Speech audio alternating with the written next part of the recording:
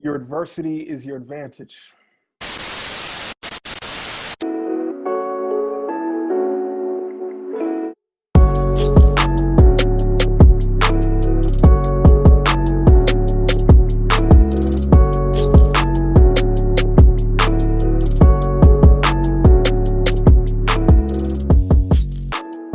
What's going on, everyone? Welcome to the Mindset Podcast. Today we are joined by Isaac Serwanga. Isaac is the author of How to Network in College, TED Talk speaker, and host of the Inform and Inspire podcast.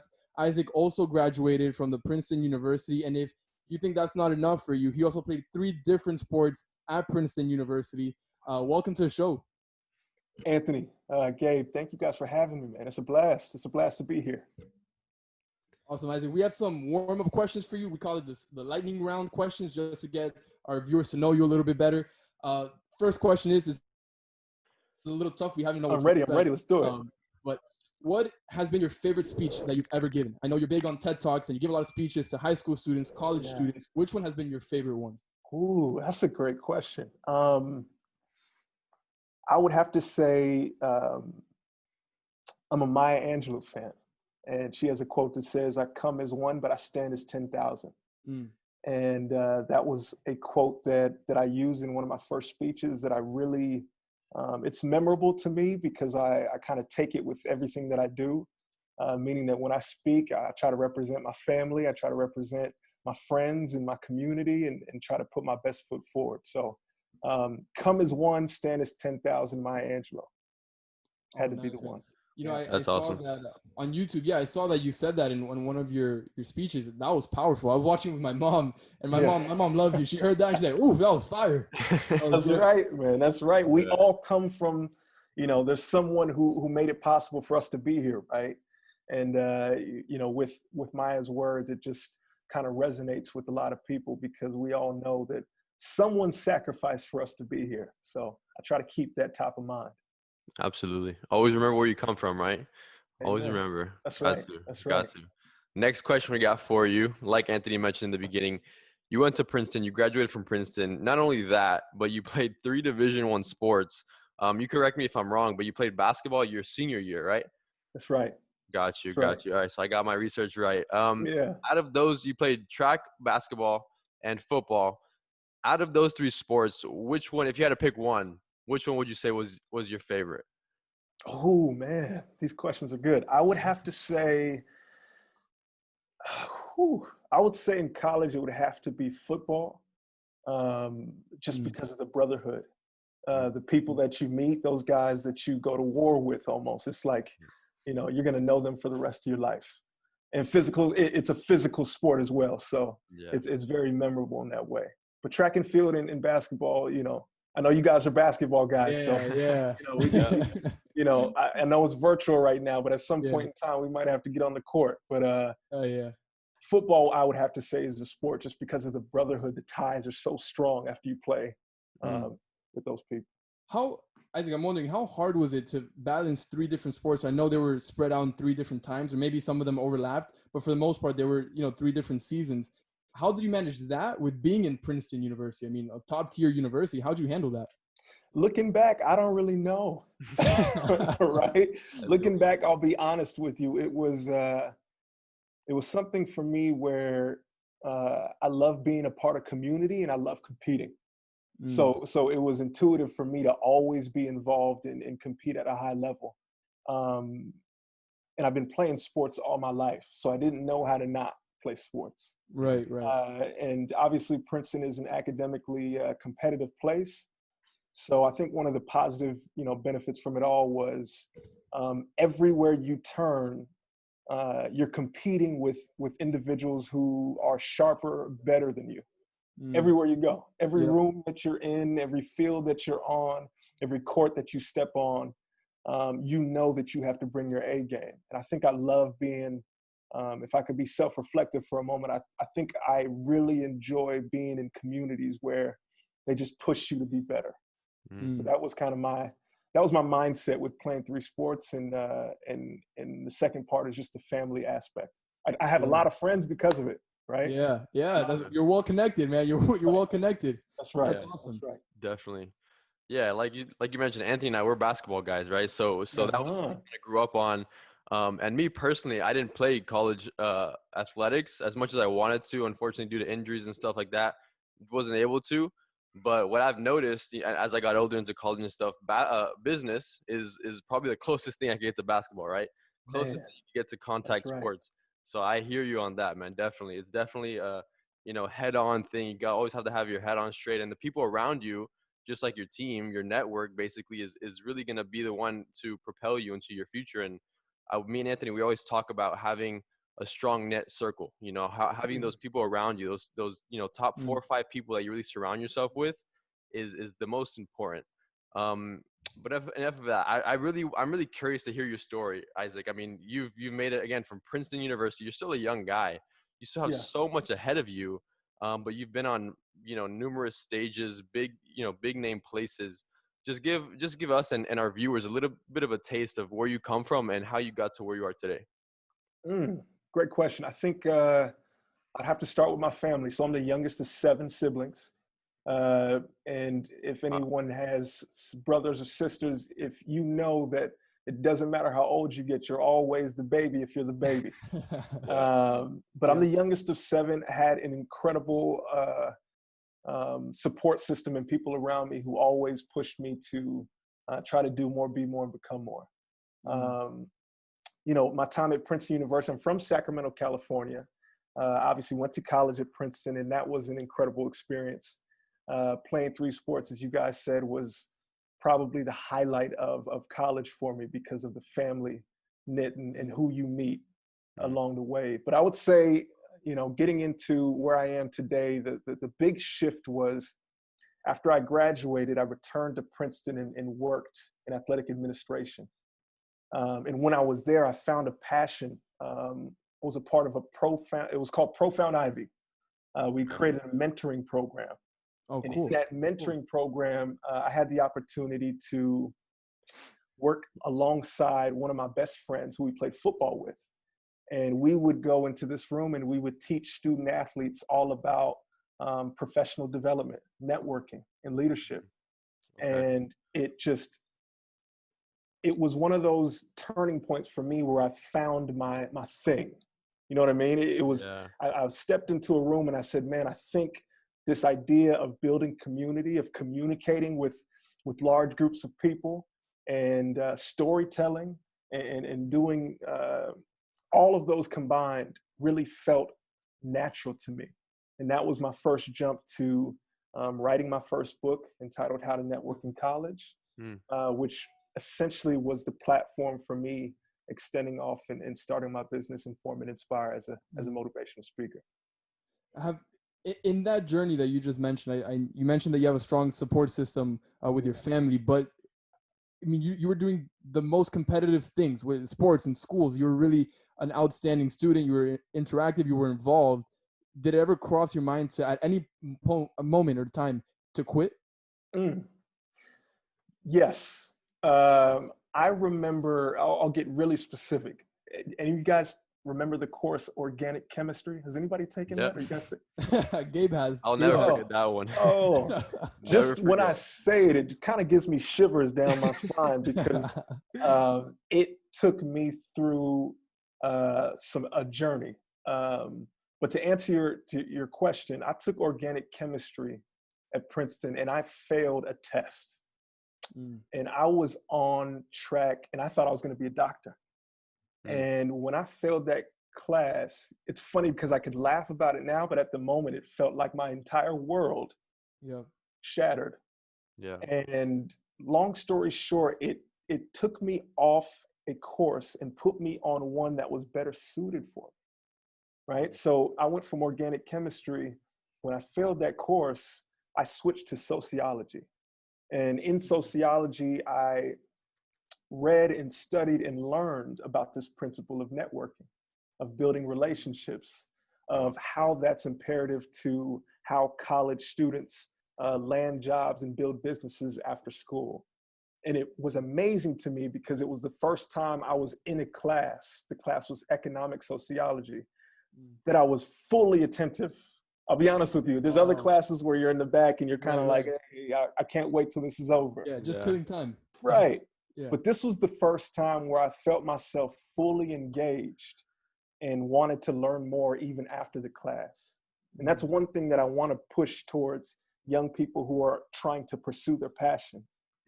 Pay attention to what calls to you intuitively, right? If there are areas or classes, even mentors or people where when you're around them or when you're in that class, you light up, right? Yeah. Like you just have energy to go. It's trying to tell you something. So when I failed organic chemistry, switched to sociology, it opened new doors for me. There was one study in particular. I'm getting a little bit nerdy here, but there's a guy by the name of Mark Granovetter, and he was a sociologist at Stanford University, and he did a study called The Strength of Weak Ties. And what that essentially means is, Gabe, you and I know each other now, but the way in which we really help each other is there are people that I know that you don't. Yeah. And there are people that you know that I don't. Yeah. And if we can make the connection for each of us, that's where professional and amazing opportunities come. Absolutely. Right? And so he made this study, but he put the statistics and the data behind it. And it was called The Strength of Weak Ties. And I said, oh my goodness, this is amazing. And that was what drove me to creating the mentoring program. And for the last 3 or 4 years, delivering this information to young people, basically saying, build your network, right? Yeah. Do exactly what you guys are doing. Start the podcast, reach out to people, build your community, because that's where opportunities come from. Yeah, absolutely. let me tell you, Gabe and I, we see it all the time. One thing is going through college, and then once you graduate from college, okay, now what? Now what, right? That's the question everybody has. Now what? And we 100%. See it all the time. We see it through the podcast. I see it through being involved in the school. Friends of mine that graduate and they're not doing anything. They're not doing anything. They don't know where to start. They don't know what they're passionate about, et cetera, That et cetera. was me. Right? Yeah. That was me. That's exactly right. That's exactly right. Gary Vee has a quote. He says, I'm sure you're familiar with Gary Vee. One of Gabe and I, we love Gary Vee. He says, laziness is good. Laziness is good because whatever you're lazy at doing or procrastinating, you don't like it. So drop it and move on to something else. So instead of being like, don't be lazy, he's saying, no, pay attention to what you're lazy at. Analyze that. What is it? Are you lazy doing math? Are you procrastinating while you do math homework? Then you clearly don't like math. Like to your point, find your passion, whatever brightens your day, and stick to that. Yeah. It's like that was like the anti to what I just said, right? Same thing. Right. Same thing. Right. Yeah. Find out what you're lazy at, then find out where your passion, what lights you up. Gary Vee is the man. I got to tell you, bro. He's the man. I love that. He's awesome. And I love what you said about networking, because I mean, Anthony and I, we speak to our mentors all the time. And one of the things that he told us that I'll never forget is basically your network is your toolbox. You know, if you can reach back into your toolbox and bring up, a CPA and talk about numbers, that can break something down for you in 5 minutes, that'll take you 5 hours to do. The value on that is there's no cap on that. There's no limit, right? But I don't know, you maybe have something to touch on this, but I feel like our generation, like, I don't know if it's the social media or now with COVID-19, we're all quarantined. We really can't go to networking events. We can't meet people. I truly believe social media is really, it's heightening the ability and expanding the limitations on networking for those of the people who do it right. I'm just curious to know, what's your take on that? Do you like social media? Do you think it's more of like a traditional take? Oh, you got to go to events and restaurants and stuff and kind of meet people. Or I know you're very active on social media, so I'm curious to know your take on that. It's fun. That's an amazing question. The last 2 presentations I gave were for a few companies for their intern cohort about virtual strategic networking, right? Because now we can't meet in person. So what is it that I can do strategically to put myself in a position to build relationships and listen to people? And the one thing that I say first and foremost is when you're building out a network, which is incredibly important, as a young professional, as a young student, the idea of listening to someone else's story is so powerful, right? With the intent to listen, with the intent to learn. not with the intent of, is there a job behind this conversation? Is there something happening? Yeah. But if young professionals and young people can understand that when I say networking, what I'm saying is right now you have time on your hands, right? And there are people that are ready and willing to share their story and their experiences. And through that conversation with an intent learner, you build incredible relationships. So when I think of networking, all I think of is how many stories can I listen to?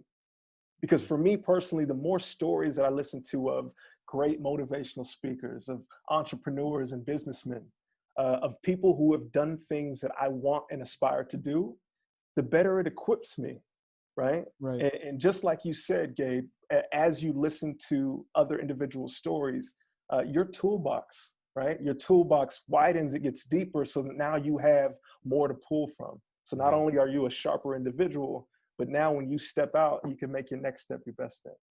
Exactly. I like that. That's I like awesome. that. You know, we took Gary Vee's advice. I'm sure you heard it before, Isaac. Is just DM a bunch of people. DM. That's what we did with you. We've had our you've been in our radar. You've been in our radar even before we reached out to you.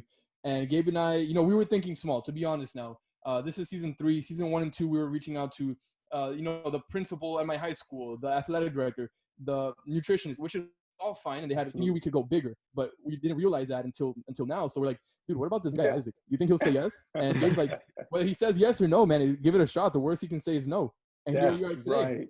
Here we are today. You remind me of me. That's how I started my podcast. The same way, being what I call aggressively patient. Right? You're pushing things out there, but at the same time you're waiting. But inside you're saying, if he or she says no, I didn't lose anything. But if they say yes, oh my goodness, this is a home run. Yeah. The more people can take those type of risks, it just opens up doors and opportunities that, you know, that otherwise would not be there. Absolutely. That brings up something that I'll never forget. This one of my middle school teachers. That's when, you know, middle school. That was a long time ago, and I still remember this. One of my middle school teachers told me something that I'll never forget. She said, it was a phrase that she always remembered. She said, "Don't ask, don't tell." And basically, the meaning behind it is pretty self-explanatory. If you don't ask, no one's going to tell you. So if you don't ask the question, you know, the worst thing that can happen, like in our situation, is you say no, which you didn't, because we're here today, obviously. That's right. But you're never gonna know until you ask. Until you ask the question, 100%. you're never gonna know, honestly. That's right. So I love that you made that point. Honestly, I really do. To shift gears here a little bit, like I mentioned, you know, where, you know, you're only scratching the surface of your potential, honestly. But I'm curious to really, you know, scrape the back end of Isaac, and I really want to know, when you were 19, 20 years old, obviously you didn't think you would be where you are today as a motivational speaker. I'm curious to know, do you think, you know, even when you mentioned the class that you took, the organic chemistry, if that didn't happen, I'm sure your whole life kind of would have been on a different path, right? 100%. I'm curious to know, how much of your success today do you really attribute to the hard work that you put in, the dedication, the determination, and, you know, the simple luck that could have been, you know, maybe taking that class? You know, again, like I mentioned, if you didn't take that sociology class, we probably wouldn't be having this conversation today. So I'm curious to know, how much luck do you attribute to your success, and how much of the hard work? You know, there's a guy named Earl Nightingale, and he's like the godfather of personal development, right? And he has this quote that I read a couple of years back, and it stuck with me. And he defines success, and he says, success is the progressive realization of a worthy ideal, right? Wow. The progressive realization of a worthy ideal. And when I heard that, it stuck, and I said, that's right. I'm using that. And the reason why is because progressive realization. So that means success isn't a point you get to, but a journey that you're on. Right? So when someone says, how would you define success? Is, are they successful? The question then has to be, are they on a journey that's for them? Right? Do they enjoy the steps that they're taking? Like, there's going to be ups, there's going to be downs, the ebb and flow of all that we do.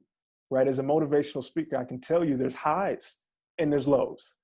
Right? There's times where you can build up that traction and you can be in the spotlight. And then there's times where you got to get to work, because every day, every single day, you're still building and you're still trying to reach new people. So when I think of that definition, the reason I come back to that definition is because, to your point, if you're in a process for young people listening to this, and you're still discovering, and you're putting yourself in situations where at least you're taking one step forward and you're learning more about yourself in the process, you can, by that definition, consider yourself a success now.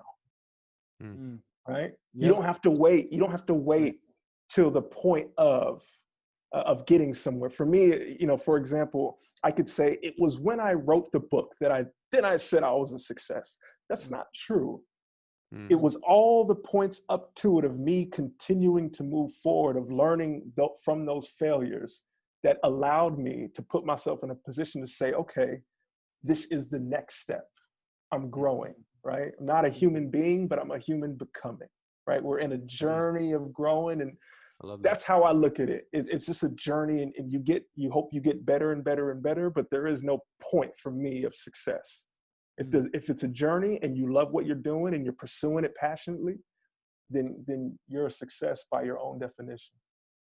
That's the best definition we've ever gotten for how you define success. That's very good. Yeah. That's a different perspective. I feel a lot of people, especially young people, measure success with material things. That's right. With job titles, with titles. When I get this car, when I get this amount of money in my bank, then I'm successful. That's right. But little do they know, it's a journey. It's part of. You're never gonna. Because let's break that down for a minute. Because imagine if success was a point versus a line, right? Imagine if it was a point. How long are you going to stay on the point? Yeah. Right. So imagine if you're saying if it's a point, then you could only experience success for so long. Right. But if it's a journey, if you say this is the direction I'm going, and this is how I'm operating from my day to day, week to week, I might have losses, I might have wins, but I'm going along and I'm stacking my bricks. And it's a journey that you're going on. Then, what you guys are doing right now, and I know we're jumping around, I'm jumping around a little bit, but the idea of having a podcast and pushing this information out for a young person to see this conversation and say, you know what? I hear where they're coming from. And at least this conversation gives me the inspiration that I need for just one more week, one more push, one more try, one more idea. That's successful, man. You know what I mean? Yeah. Isaac, it's a lot, I think Gabe can agree with me, it's a lot easier said than done. Like right now we're talking and it feels good and it's right. Some people might agree with you, but once they hit a wall, it's hard. It's hard to continue. What advice would you give to specifically college students, young people who are hungry, they hear you, they consume Gary Vee, Eric Thomas, they got it going, everything's good, and something tragic happens in their life. They lose a family member, or they get an addiction, or I know those are extremes, but it can be smaller things too, and they want to give up, and it's easier to give up.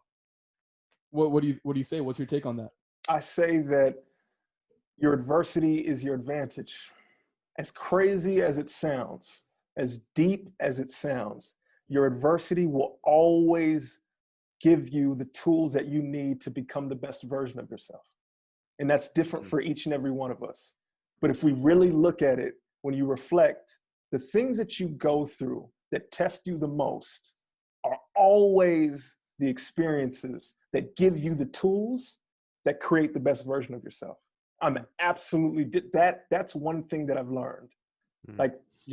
We allow what we go through. I like to say, don't let the fire burn you, but let it bronze you, right? Meaning that when you step through, don't let it completely shatter who you are, but understand that to get bronzed, right? To build that callus, to go through whatever you're going through, it's preparing you for what's to come.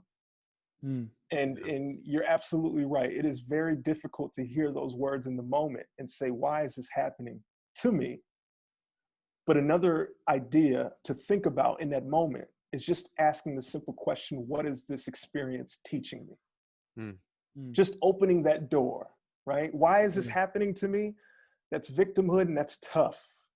it might be an honest question, but it's going to put you on your heels. Yeah. What is this teaching me?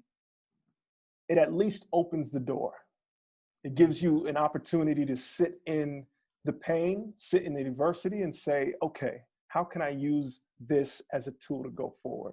So that's something that I've always thought about. And I'll be honest with you both, the reason why I've developed that mindset was from my mom.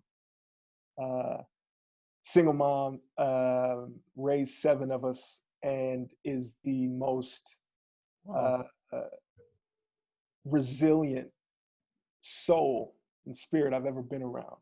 Wow. And I always, like, when you know, when I go through my experiences or whatever I do, I always think, okay, if my mom was in this situation, how would she handle it? And I've never seen her crumble. Mm. And when you have people in your life who can represent that for you, it gives you strength at times when you think you would be weak. So the thing that I would say is, each and every one of us at some moment in time, we're going to have to lean on someone. We're going to have to think about someone. We're going to have to ask the question, who's our why? Right. It's in that question that you build your strength. It's in that question where you can look around and say, you know what? I can get through this. Yeah. Yeah, that's amazing. I mean, I'm speaking here for both Anthony and I. We both are blessed enough to be raised by amazing parents that have taught us so much. And like we were talking about before, we both played basketball for a long time. And back to your point about, you know, your adversity is being your advantage.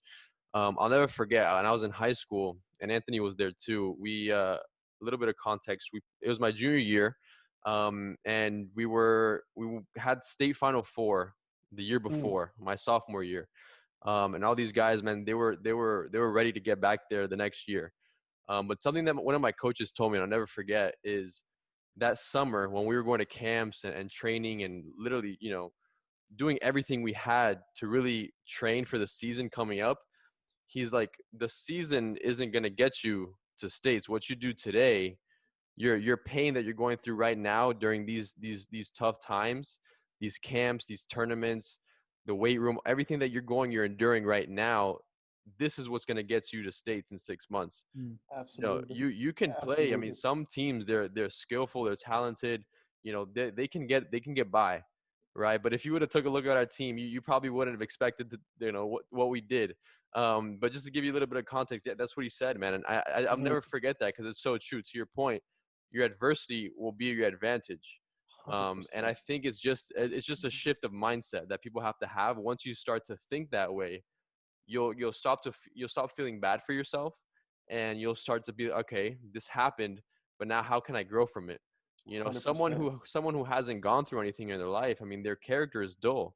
You know, they don't have any substance, right? I feel like adversity builds character. It gives you stories to talk about when, you know, your kids, your grandchildren. It builds companies. A lot of the most successful companies are built off stories and character and adversity at the end of the day. Gabe, So I love that you mentioned that. Talk to him. That's right. That is so right. No, we're on the same page. I think it's you know, what your coach said in terms of you know, building up a team at the beginning, right, in the off season, to make sure that you're ready for that long season is absolutely correct. Absolutely correct. Spoken like a true athlete. I know who I'm on a podcast with. Yeah. Isaac, I'm sure you can relate to this. Pretty much from 6th grade to the end of high school, I didn't know what a 4th of July weekend looked like. I didn't know what a New Year's party looked like. I swear, I promise you, our coach, Coach Juan Hernandez, amazing coach down here in Miami, we would have tournaments, like, it was year round. There was no such thing as off season. On Off season Thanksgiving, didn't exist. we would be playing on Thanksgiving. We played on Thanksgiving. Like, it was intense. I didn't know. And at that time, you got the girls. Hey, come to the beach. You got your friends. And you just can't. There's no such thing as a free Saturday. It didn't exist for Gabe and I. And I'm sure same for you. And I thank him so much for that, because just the determination that he instilled in all of us, in me, sports is such a great analogy for life. Man. Right? The two things that were one thing that Coach Juan would tell us is, when you're playing and you're tired, you know, you're scrimmaging, you're tired, you had weights before practice and you just want to throw in the towel, go maybe 80% instead of 100. He would say, when you hit that wall in your brain, think about the person next to you. Look to your left, look to your right. You're not playing for yourself. You're playing to get to states and to districts for that guy, for Gabe, That's right. not for me. And I took that with me, man, and it really resonates.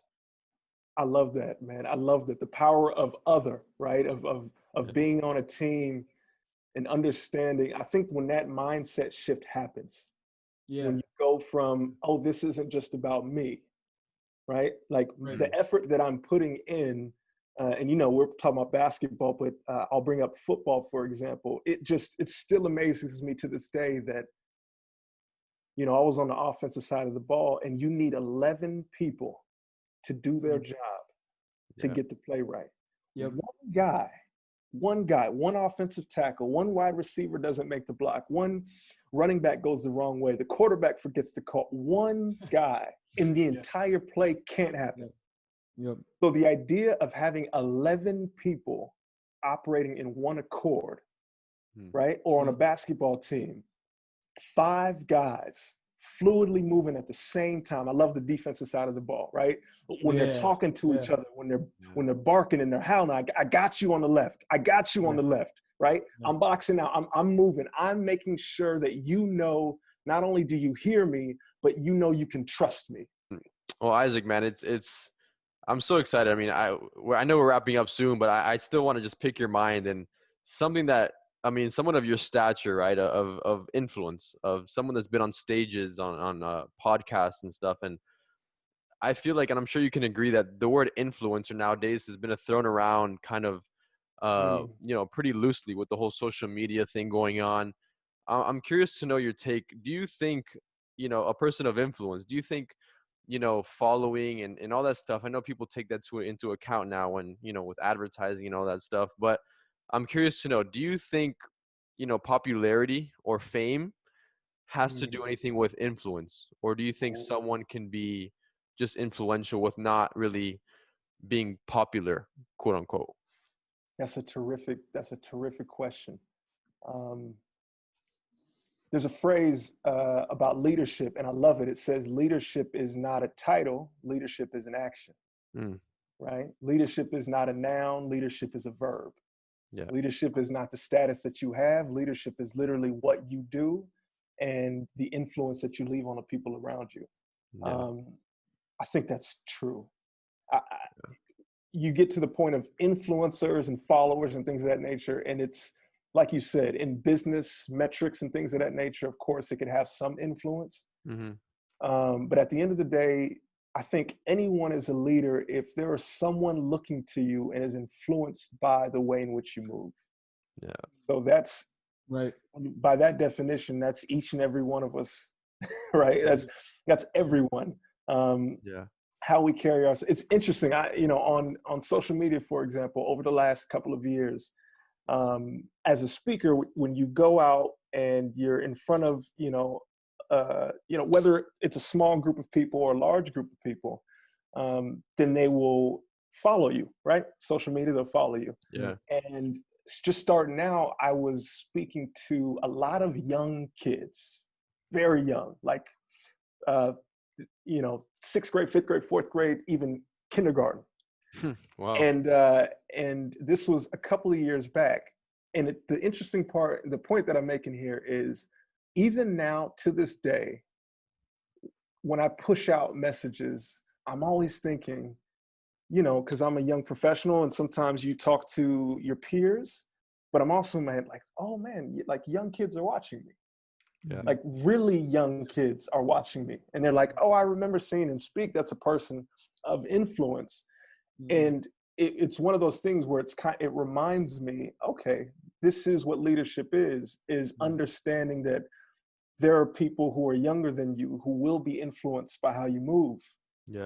And you can carry that and understand that what you say, it matters. So it doesn't really matter the numbers, but what I will say is remembering that if you can influence one person in a positive way, you by yourself are a leader, regardless of those numbers.